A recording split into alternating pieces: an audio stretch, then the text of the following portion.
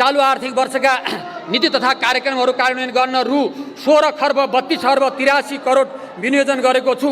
कुल विनियोजन मध्ये सङ्घले खर्च गर्ने चालुतर्फको रु 6 खर्ब 77 अर्ब 19 करोड अर्थात् 41.42% पुँजीगत तर्फ रु 3 खर्ब 78 अर्ब 10 करोड अर्थात् 23.16% वित्तीय व्यवस्था तर्फ रु 1 खर्ब 89 अर्ब 44 करोड अर्थात् 11.60% र प्रदेश र स्थानीय तहमा वित्तीय हस्तान्तरणतर्फ रु 3 खर्ब 87 अर्ब 30 करोड अर्थात् 23.72% रहेको छ। वित्तीय हस्तान्तरणतर्फ विनियोजित बजेट मध्ये चालु खर्चमा समानीकरण अनुदान सहित रु 3 खर्ब 25 अर्ब 75 करोड अर्थात् 84.11% र पुँजीगत तर्फ रु 61 अर्ब 55 करोड अर्थात् 15.89% रहेको छ।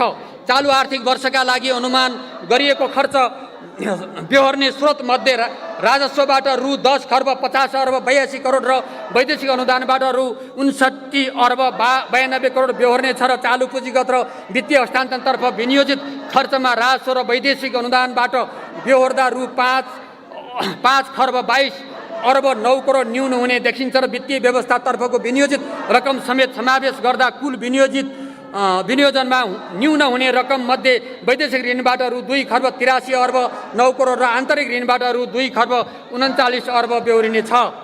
सम्मान्य सभामुख महोदय, अब म चालू आर्थिक वर्ष 78-79 को राजस्व परिचालनको संशोधित नीति तथा कार्यक्रम प्रस्तुत गर्दछु।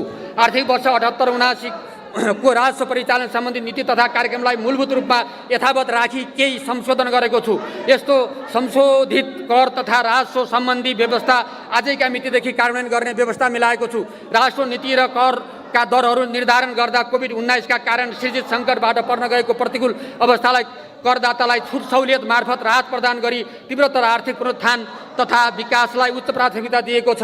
राजस्वको दायरा विस्तार एवं कराधारको संरक्षण र कर चुहार नियन्त्रण लगानी मैत्री वातावरण निर्माण गर्न मूल्य अभिवृद्धि कर, आयकर, भन्सार, अन्तःशुल्क र गैर कर लगायतका प्रत्यक्ष एवं अप्रत्यक्ष कर प्रणालीमा गर्नुपर्ने सुधारका लागि सुझाव दिन कर प्रणाली पुनरावलोकन उच्च स्तरीय आयोग गठन गर्नेछ। बढ्दै गएको व्यापार घाटालाई क्रमशः घटाउँदै वैदेशिक व्यापार सन्तुलन गर्न ढिला भइसकेकोले तत्सम्बन्धी समग्र योजना निर्माण र त्यसको क्षेत्रगत कार्यान्वयनका लागि सम्भव र आवश्यक कामहरू समेत तोकेर अघि बढ्न 3 महिनाभित्र योजना तयार गरिनेछ।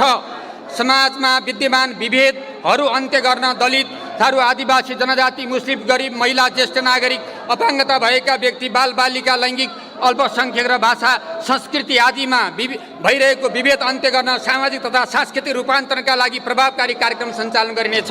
सङ्घीय लोकतान्त्रिक गणतन्त्र, समावेशी समानुपातिक प्रतिनिधित्व, सङ्घीय प्रणाली, 3 तहका सरकार र तिनीहरूको परिभाषित अधिकार क्षेत्र, मौलिक अधिकारको कार्यान्वयन, भ्रष्टाचार नियन्त्रण एवं सुशासन योजनालाई प्रभावकारी रूपमा कार्यान्वयन गर्न कानुनी तथा संरचनागत सुधार गरिनेछ। कोभिड-19 का कारण शिथिल भएको अर्थतन्त्रलाई गतिशील र चलायमान बनाउन वर्तमान सरकार गठन पश्चात सार्वजनिक भएको मौद्रिक नीति मार्फत आर्थिक पुनरुत्थानको लागि राहत र सहुलियतका कार्यक्रमहरू कार्यान्वयनमा आइसकेको बेहोरा अवगत नै छ।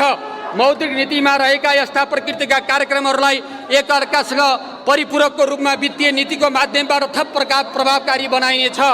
कोभिड-19बाट प्रभावित व्यवसाय पुनरुत्थानको लागि प्रदान गरिने राहत, सहुलियत र आर्थिक पुनरुत्थानका कार्यक्रमहरूलाई थप रकम सहित निरन्तरता दिएको छु।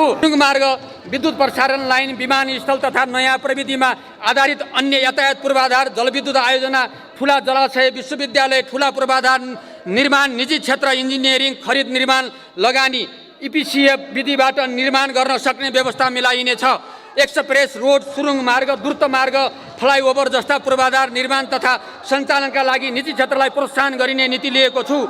सम्बद्ध 2078 चैत्रभित्र कोभिड-19 विरुद्धको खोप सबैलाई उपलब्ध हुने भई आर्थिक विकास क्रियाकलाप विस्तार हुँदा 7% को आर्थिक वृद्धि दर हासिल हुने अनुमान गरेको छु। मुद्रास्फीति दर 6.5% मा सीमित हुने अनुमान गरेको छु।